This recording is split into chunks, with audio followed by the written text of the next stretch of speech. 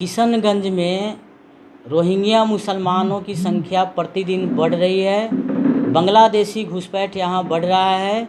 बिहार के सीमांचल को लंबे समय से हिंदुत्ववादी संगठन सांप्रदायिक ध्रुवीकरण के लिए उर्वर जमीन मानते रहे हैं।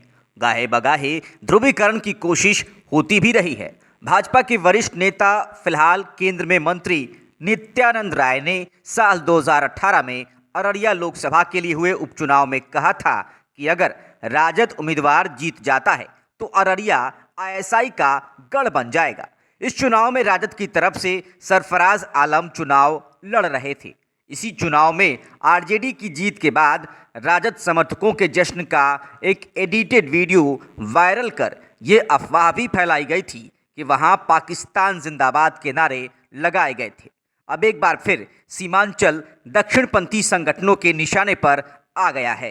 विश्व हिंदू परिषद के बिहार झारखंड के क्षेत्र संपर्क प्रमुख अशोक कुमार ने रविवार को बिहार के एकमात्र मुस्लिम बाहुल्य जिले किशनगंज में एक प्रेस कॉन्फ्रेंस की और कहा कि किशनगंज में रोहिंग्या मुसलमानों की संख्या बढ़ रही है। बांग्लादेशी घुसपैठ यहाँ बढ़ रहा है। वो यहीं तक नहीं रुके बल्कि जिले के पूरे मुस्लिम समुदाय को ही कटघरे में खड़ा कर दिया। उन्होंने कहा यहाँ के स्थानीय मुसलमान घुसपैठियों को ज़मीन मुहैया करा रहे हैं, साथ ही उनका पहचान पत्र बनवाकर नागरिकता दिलवाने का काम कर रहे हैं और यहाँ के स्थानीय मुसलमान उनको ज़मीन मुहैया करा रहे हैं और ज़मीन मुहैया कराकर उनको राशन कार्ड से लेकर उनका आई कार्ड तक बनवाने का काम, नागरिकता दिलवाने का काम कर रहे हैं, जिसके कारण यहाँ रोहिंग्या और बांग्लादेशी घुसपैठियों का संख्या बढ़ रहा है, हिंदुओं की संख्या घट रही है। आम दिनों में हिंदुत्ववादी नेता अगर ऐसे बयान देते तो उसे महत्वहीन टिप्पणी समझकर नकारा जा सकता था, लेकिन ये बयान एक सोची समझी गहरी रणनीति का हिस्सा लगता है। बिहार की नीतीश सरकार में मंत्री रामसूरत राय ने भी कुछ ऐसी ही टिप्पणी की थी। ऐसे में हाल में दक्षिणपंथी संगठनों की तरफ से सीमांचल में बांग्लादेशी घुसपैठ के मुद्दे को उछालने की अनदेखी नहीं की जा सकती है। ऐसा करना धीमी रफ्तार से आ रहे तूफान को नकारना होगा। मैं मीडिया इस मुद्दे पर सिलसिलेवार स्टोरी प्रकाशित करने जा रहा है। आज इस स्टोरी में हम बताएंगे कि हिंदुत्ववादी संगठन अचानक इस मुद्दे पर क्यों अति सक्रिय हो गए हैं। दरअसल पटना हाईकोर्ट ने अपने 18 अगस्त के एक ऑर्डर में बिहार सरकार से कहा है कि उसे डिटेंशन सेंटर बनाने की एक विस्तृत योजना बतानी होगी। साथ ही बिहार में एक ऐसी व्यवस्था तैयार करनी होगी जिससे आम लोग किसी भी संदिग्ध अवैध प्रवासी, खासकर बांग्लादेशी के बारे में सूचना दे सकें। इसके साथ ही सरकार को इस मुद्दे पर खास तौर से सीमावर्ती इलाके में स्थानीय स्वयंसेवी संगठनों, अखबार और डिजिटल मीडिया की मदद से जागरूकता अभियान चलाना होगा। इस आदेश के बाद 2 दस्तावेज उभर के सामने आए हैं जो आदेश के सरकार द्वारा अनुपालन की ओर इशारा करते हैं। पहला, किशनगंज के डीएम की तरफ से जारी चिट्ठी जो डीपीआरओ को लिखी गई है। इस चिट्ठी में कोर्ट ऑर्डर का हवाला देते हुए ये कहा गया है कि डिजिटल और प्रिंट मीडिया के माध्यम से जिला अंतर्गत विभिन्न स्थानों, खासकर सीमावर्ती इलाकों में निवास कर रहे संदेहास्पद अवैध प्रवासी व्यक्तियों के बारे में आम लोगों में जागरूकता अभियान चलाया जाए। इस चिट्ठी को अति महत्वपूर्ण समझने का भी निर्देश दिया गया है। दूसरा एक आम नोटिस है जो सोशल मीडिया पर धड़ल्ले से शेयर हो रहा था। 29 अगस्त को जारी इस नोटिस पर सिवान के एसपी के हस्ताक्षर थे। इस आम नोटिस में लोगों को ये कहा गया है कि अवैध रूप से विदेशी नागरिकों, खासकर बांग्लादेशी नागरिक अगर उनके आसपास रह रहे हैं या किसी प्रकार की ऐसी सूचना हो तो वो अपने नज़दीकी थाने में सूचित करें। ये आदेश पटना हाईकोर्ट ने एक रिट पिटीशन की सुनवाई करने के क्रम में दिया है। पिटीशन एक बांग्लादेशी महिला की तरफ से वकील उपेंद्र कुमार सिंह ने हाईकोर्ट में अक्टूबर 2020 में दाखिल किया था। पिटीशन के अनुसार वो महिला साल 2015 में मानव तस्करी के जाल में फंसकर बांग्लादेश से मुंबई ले जाई जा रही थी। तभी पटना स्टेशन पर जीआरपी ने उसे पकड़ लिया था। उस समय से वो पटना में नारी निकेतन रिमांड होम में रखी गई थी। दिसंबर 2020 से पटना हाई कोर्ट ने इस मामले की सुनवाई शुरू की और उसे वापस बांग्लादेश भेजने का आदेश दिया। 2 महिलाओं को जुलाई 2021 में वापस बांग्लादेश भेज दिया गया। उन दोनों महिलाओं के बांग्लादेश भेज देने के बाद भी ये केस चल रहा है। कोर्ट इसी केस के माध्यम से बिहार सरकार से डिटेंशन सेंटर बनवाना चाहती है। कानून के जानकार बताते हैं कि जब उन महिलाओं को वापस भेज दिया गया तो केस को उसी वक्त खत्म हो जाना चाहिए था। इस याचिका में कहीं भी डिटेंशन सेंटर की न मांग की गई थी, न ही ऐसी कोई समस्या पर कोर्ट को ध्यान देने का अनुरोध किया गया था। कलकत्ता हाई कोर्ट के वकील हर्षित आनंद के मुताबिक इस केस में जिस दिन उन महिलाओं को वापस भेज दिया गया उसके बाद इस केस के चलने का कोई औचित्य नहीं बनता है। उधर उपेंद्र कुमार सिंह से बात की गई तो उपेंद्र कुमार सिंह ने कहा कि 2 बांग्लादेशी महिलाएं थीं जिनमें से एक वापस जाना चाहती थी और एक यहीं रहना चाहती थी। ये बात जब मैंने कोर्ट में कही तो कहा गया कि अगर वो महिला हिंदू होती तो उसे यहाँ रहने देने की संभावना हो सकती थी, लेकिन वो एक मुस्लिम है इसलिए उसे वापस बांग्लादेश भेजना होगा। AIMIM सुप्रीमो असदुद्दीन ओवैसी ने कोर्ट के आदेश के बाद ट्वीट कर कहा था, बिहार सरकार चोर दरवाजे से बिहार में NRC लागू कर रही है। अधिकारी आम लोगों से कह रहे हैं कि वो आसपास रहने वाले विदेशी नागरिक और अवैध प्रवासियों की सूचना नज़दीकी पुलिस स्टेशन को दे। असम में भी ऐसे ही कानूनी कार्रवाई का दुरुपयोग बड़े पैमाने पर हुआ है। आगे ओवैसी लिखते हैं, याद रखिए ऐसी नीति सिर्फ और सिर्फ समाज में मतभेद, शक और दुश्मनी फैलाने की वजह बनेगी। समाज में अमन को मजबूत करने के बजाय सरकार उसे कमज़ोर करने में लगी है। रविवार को प्रेस कॉन्फ्रेंस में विश्व हिंदू परिषद ने किशनगंज में एक महा हिंदू पंचायत करने की भी बात कही है। अशोक कुमार ने कहा, किशनगंज की स्थिति कश्मीर जैसी होती जा रही है। इसके विरोध में आने वाले दिनों में हम एक महा हिंदू पंचायत का आयोजन करेंगे जिसमें हजारों की संख्या में हिंदू किशनगंज की सड़कों पर होंगे। कश्मीर 370 धारा वाला कश्मीर जैसा यानी किशनगंज की स्थिति बनते जा रही है।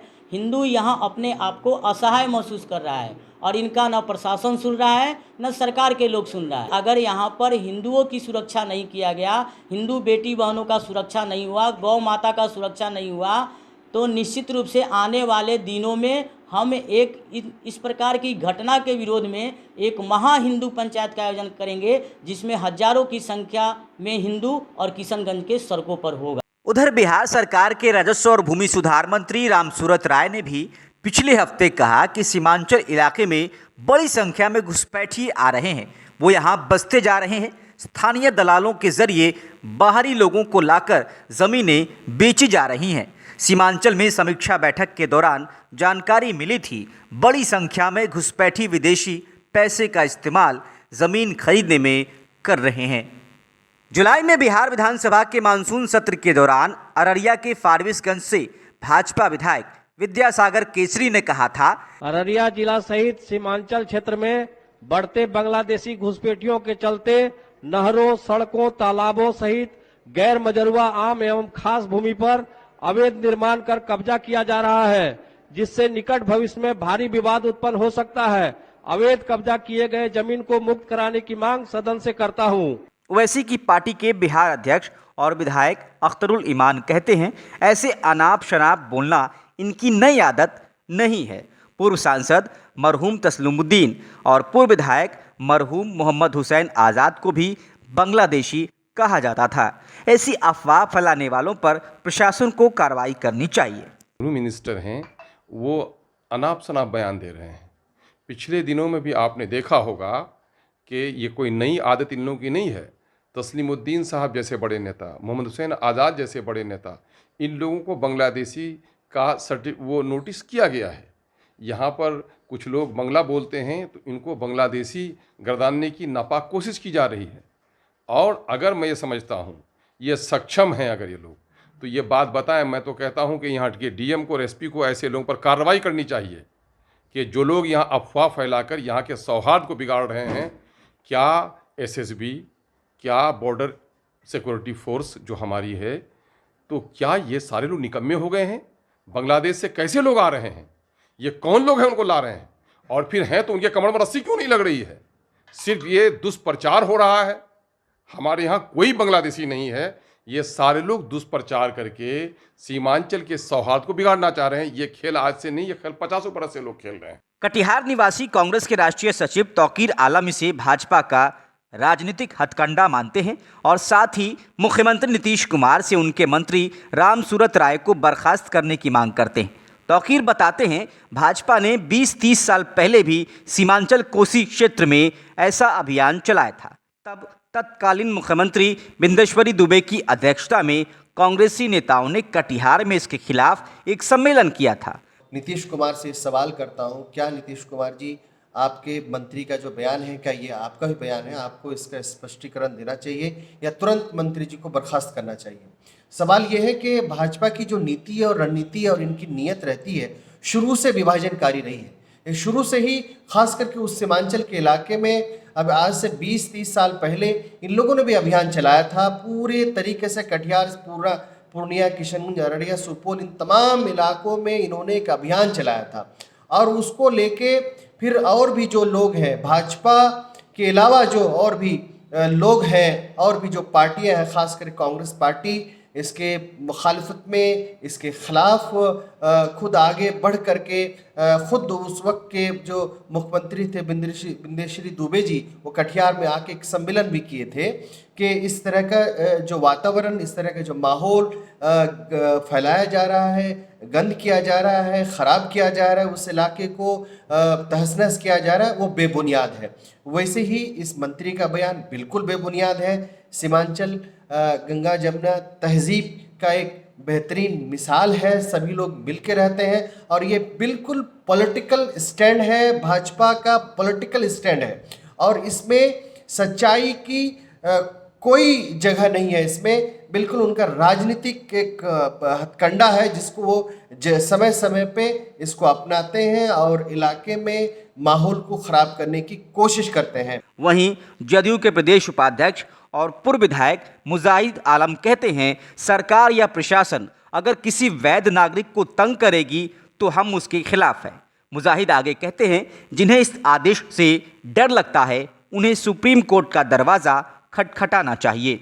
ये चिट्ठी मैं भी देखा हूँ, जिला पदाधिकारी द्वारा निर्गत किया गया है और इस चिट्ठी में ये भी लिखा हुआ है कि पटना हाई कोर्ट के डिवीज़न बेंच के फैसले के आलोक में ये बिहार सरकार को निर्देश दिया गया है कि आप इसका प्रचार प्रसार करें कि कहीं भी अगर विदेशी अगर इलीगली यहाँ रहते हैं तो उसको चिन्हित करके उस पर कार्रवाई करें। तो इसमें ये कोर्ट के आदेश पर हो रहा है और कोई क्या बोल रहा है ये मतलब नहीं। जब आपको जानकारी ऐसे लोगों को होनी चाहिए कि बिहार में बिहार विधानसभा से सर्वसम्मति से मार्च 2020 में ही प्रस्ताव पारित हो गया है कि बिहार में एनआरसी लागू नहीं होगा और एनपीआर 2010 के तर्ज पर होगा। और किसी भी चिट्ठी में या किसी भी रेफरेंस में कोई भी प्रशासन या सरकार किसी भी जेन्युइन आदमी को तंग करेगी तो हम लोग उसके खिलाफ में हैं। लेकिन इसमें जो मैटर मेन ये है कि इसको लोगों को गुमराह किया जाए कि ये हाई कोर्ट के आदेश पर डिवीज़न, पटना हाई कोर्ट के डिवीज़न बेंच का, जिनको इतना हमदर्दी है, इतना डर है, तो उनको जाके सुप्रीम कोर्ट का दरवाज़ा खटखटाना चाहिए कि इस चिट्ठी पर रोक लगे। बिहार में भाजपा आज तक अपने दम पर सरकार नहीं बना सकी है। साल 2005 से वो जदयू के साथ गठबंधन सरकार चला रही है और नीतीश कुमार लगातार सीएम बनते रहे हैं। साल 2020 के विधानसभा चुनाव से पहले भाजपा का एक गुट लगातार मांग कर रहा था कि भाजपा को चुनाव अकेले लड़ना चाहिए, लेकिन बीजेपी में सक्रिय नीतीश लॉबी के मजबूत होने के चलते भाजपा को जदयू के साथ चुनाव लड़ना पड़ा। हालांकि भाजपा ने लोजपा की मदद से जदयू को कमज़ोर किया, जिसका नतीजा ये निकला कि चुनाव में जदयू की सीटें काफ़ी कम आई। भाजपा बड़ी पार्टी बनकर उभरी उस दौरान भी भाजपा नेताओं के एक गुट ने खुलेआम कहना शुरू किया कि भाजपा को सीएम का पद मिलना चाहिए। इधर नीतीश कुमार साल 2020 के चुनाव में कह चुके हैं कि ये उनका आखिरी चुनाव है, तो माना जा रहा है कि 2025 में होने वाले विधानसभा चुनाव में जदयू के पास सीएम का कोई मजबूत चेहरा नहीं होगा। ऐसे में भाजपा अपने उम्मीदवार को आगे बढ़ाएगी और जदयू के साथ इस पर बात नहीं बनती है तो भाजपा अकेले चुनावी मैदान में उतर सकती है। अगर ऐसा होता है तो भाजपा को ऐसी रणनीति पर काम करना होगा जिससे हिंदुओं का ध्रुवीकरण हो। जानकार बताते हैं कि सांप्रदायिक ध्रुवीकरण के लिए ऐसी ज़मीन बेहद उर्वरा होती है जहां मुस्लिम आबादी अधिक है। बिहार के सीमांचल के किशनगंज में मुस्लिमों की तादाद अच्छी खासी है। इसके अलावा दूसरे ज़िलों में भी ठीक ठाक आबादी है। यही वजह है कि हिंदुत्ववादी संगठनों ने सीमांचल को प्रयोगशाला के तौर पर चुना है। अगर आने वाले दिनों में सीमांचल में भाजपा नेताओं की आवाजाही तेज हो जाए और घुसपैठ का मुद्दा केंद्र में आ जाए तो कोई हैरत की बात नहीं होगी।